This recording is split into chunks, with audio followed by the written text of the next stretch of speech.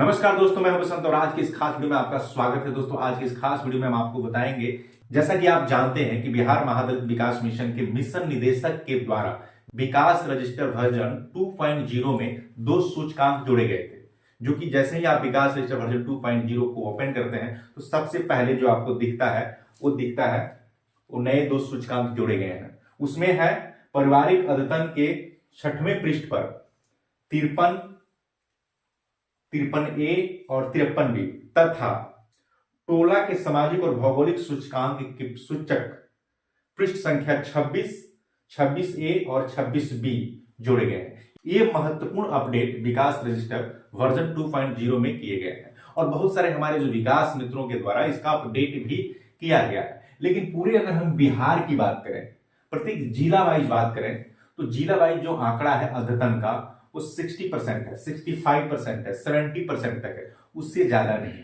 अगर मान लीजिए पूरा एवरेज हम बिहार का निकालते हैं, अगर 60% अपडेट किया गया है तो फिर भी 40% लोग छूटे हुए हैं।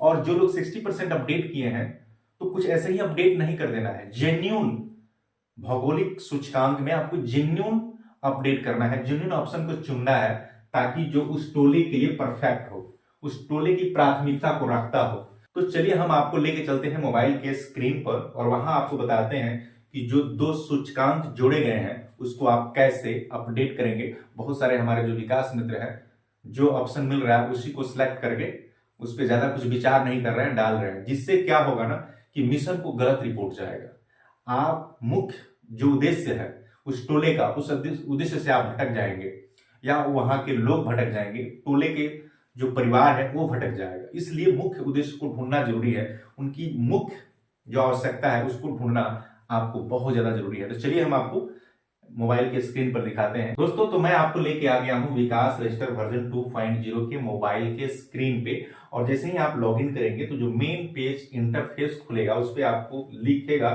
लाल कलर में विकास रजिस्टर 2.0 में आपका स्वागत है। देखिए हमारा स्वागत हमारा एप्लीकेशन भी कर रहा है, सॉरी एप्लीकेशन नहीं है, ये साइट है, तो साइट भी हमारा स्वागत कर रहा है। तो चलिए हम कैसे टोले का भौगोलिक सूचकांक अपडेट करते हैं। तो यहाँ पे आप नीचे आएंगे तो आपके टोले का भौगोलिक सूचकांक मिलेगा।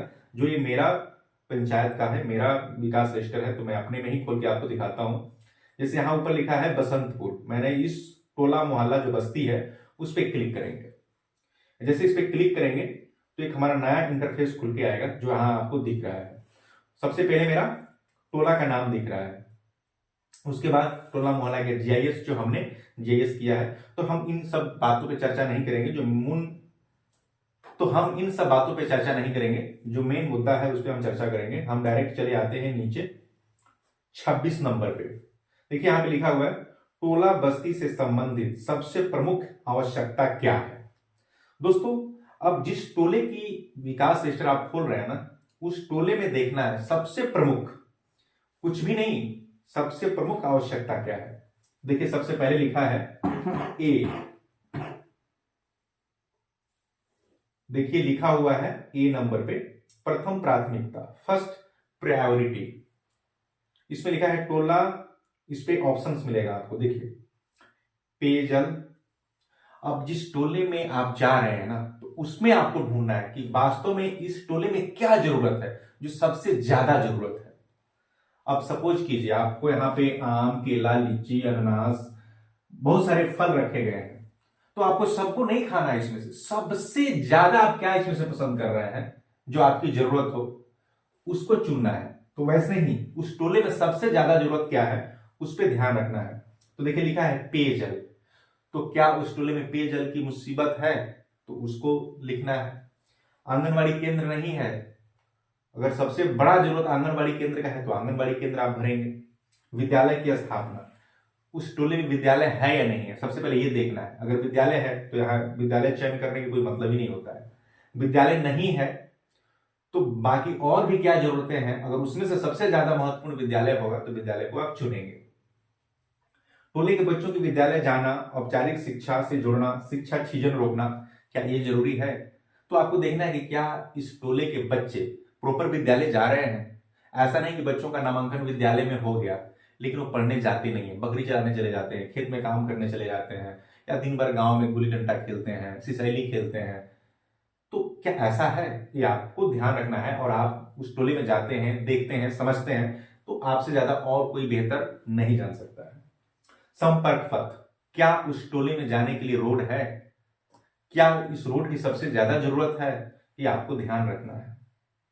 नाली गली का निर्माण हुआ है उस टोले में, या नाली गली के नहीं होने की वजह से सारा रोड पे कचरा बह रहा है, पानी बह रहा है, लोगों के आने जाने में असुविधा हो रही है, मतलब कि एकदम गंदगी रोड पे भरा है। तो ये आपको ध्यान रखना है कि क्या सबसे ज्यादा जरूरी ये है, वो आपको ध्यान रखना है। जल जमाव से निवारण, बहुत सारे ऐसे गांव आप देखे होंगे कि नाली नहीं होता है, गांव में कच्चा सड़क होता है, तो दोनों घर वालों पानी क्या करते हैं, रोड पे गिरा देते हैं, रोड पे कचरा हो जाता है, आने जाने में लोगों को दिक्कतें होती हैं, सड़ जाता है पानी, बदबू आती है, बीमारी हो जाती है।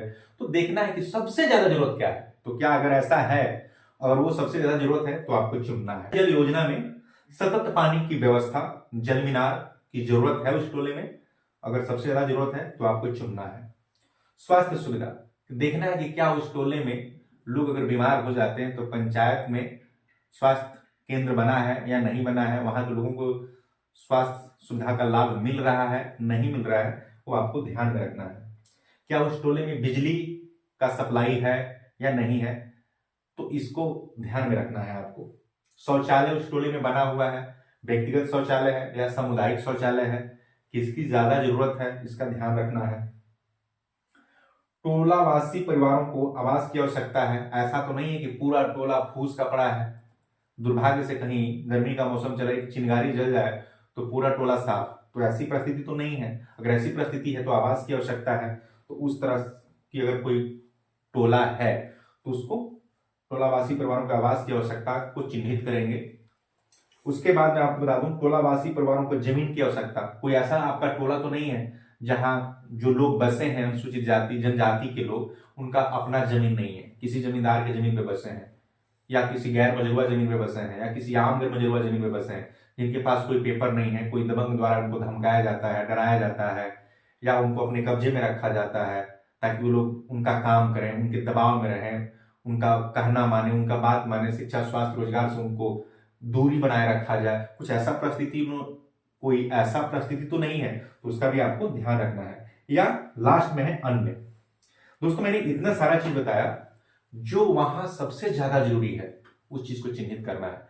अगर सही सही आप चयन करेंगे तो उस टोला का विकास संभव होगा और उस पर आपको ज्यादा ध्यान देने की जरूरत होगी। तो इसमें से जैसे कि मैंने अपने यहाँ चुना है कि मेरे यहाँ जो अनुसूचित जाति जनजाति समुदाय के जो बच्चे हैं, काफी प्रयास करने के बावजूद भी विद्यालय नहीं जाते हैं, भाग जाते हैं। माँ बाप को भी अवेयरनेस देने के बावजूद भी नकारात्मक विचारधारा से लोग ग्रसित हैं और विद्यालय कुछ भेजते हैं, कुछ नहीं भेजते हैं। तो मैं इससे ज्यादा बहुत ज्यादा पीड़ित हूँ।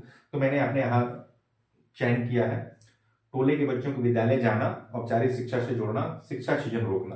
क्योंकि अगर ये चीज रहेगा तो बाकी हम सब मैनेज कर लेंगे, सब देख लेंगे, सब कवर हो जाएगा। उसके बाद से है, यदि अन्य तो प्रमुख आवश्यकता को लिखें, तो हमारे यहाँ दूसरा कोई है ही नहीं। फर्स्ट मैंने जो प्रायोरिटी है मैंने डाल दिया। तो सेकेंड प्रायोरिटी में लिखा अन्य, child birth certificate and Aadhaar enrolment की सबसे ज्यादा जरूरत है। तो अब तो खैर हम लोग कर ही रहे हैं, तो हम इसको हटा देंगे।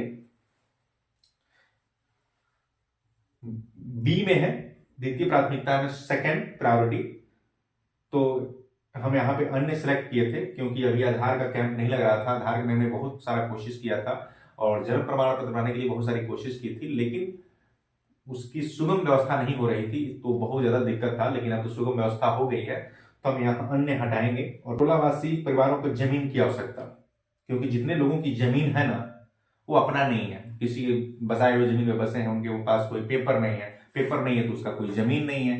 तो इसलिए पेपर अगर उन्हें मुहैया हो जाता है तो जमीन उनका ठोस हो जाएगा, तो आने वाली पीढ़ी को किसी प्रकार की दिक्कतें नहीं होती है। होता क्या है कि आज मैं उस जमीन पे रह लिया, अपना जीवन यापन कर लिया, जब बच्चे आते हैं तो बच्चे को प्रताड़ित किया जाता है कि आपका जमीन नहीं है, ऐसा हटा देंगे। तो बच्चे क्या हो जाते हैं ना, संकुचित हो जाते हैं, डर जाते हैं कि अब इस आदमी से क्या पंगा लेना, जमीन तो मेरा है ही नहीं। तो मानसिक रूप से वो व्यक्ति ना पीड़ित हो जाता है और फिर कुंठा भरा जिंदगी जीने लगता है। तो मैंने क्या किया, यहाँ पे मैंने टोलावासी परिवारों को जमीन की आवश्यकता हमने डाल दिया।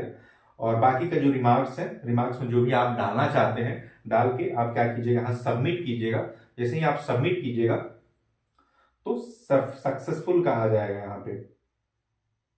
जैसे आप सबमिट कीजिएगा तो देखिए मैं आपको सबमिट करके दिखा रहा हूं। सबमिट किया तो देखिए यहाँ पे लिखा होगा सक्सेसफुली अपडेट। तो जो आपने डाटा यहाँ फिल किया है वो अपडेट हो जाएगा। तो इसी तरीके से आपको क्या करना है, फिर होम में जाना है। तो टोला वाइज अब मेरे यहाँ जैसे कि 9 टोला है, तो आपके जितने टोले हैं ऊपर से लेकर नीचे तक अपडेट करते चले आइएगा। अगर पूरा अपडेट आप कर देंगे तो आपका भौगोलिक सूचकांक जो विकास रजिस्टर वर्जन 2.0 में है वो पूरा कंप्लीट हो जाएगा। तो ये सारे डाटा मिशन कार्यालय को पहुंच जाएगा। तो वहां पे अगर सभी विकास मित्र हमारे कर लेते हैं तो 100% डाटा वहां शो करेगा। और जो डाटा वहां फिल्टर किया जाएगा, जो आप डाटा यहाँ पे अपडेट करेंगे वो पूरे मिशन कार्यालय में डाटा को फिल्टर किया जाएगा। फिर वहां देखा जाएगा कि सबसे ज्यादा जरूरत टोले में क्या है, तो उस हिसाब से रणनीति तैयार होगी और उस रणनीति के आधार पर विकास का कार्य शुरू होगा। तो दोस्तों अगर वीडियो आपको अच्छा लगा होगा तो लाइक कीजिएगा, चैनल को सब्सक्राइब कर लीजिएगा, ज्यादा से ज्यादा हमारे विकास मित्रों को भेजिएगा, क्योंकि ये सभी लोग जो हमारे विकास मित्र हैं भौगोलिक सूचकांक को अपडेट कर लें, ताकि उनका पंचायत, उनका प्रखंड, उनका ब्लॉक, पूरा बिहार 100% रिपोर्ट कंप्लीट हो जाए, ताकि सरकार इस पे निर्णय ले सके, सरकार इस पे प्लान बना सके।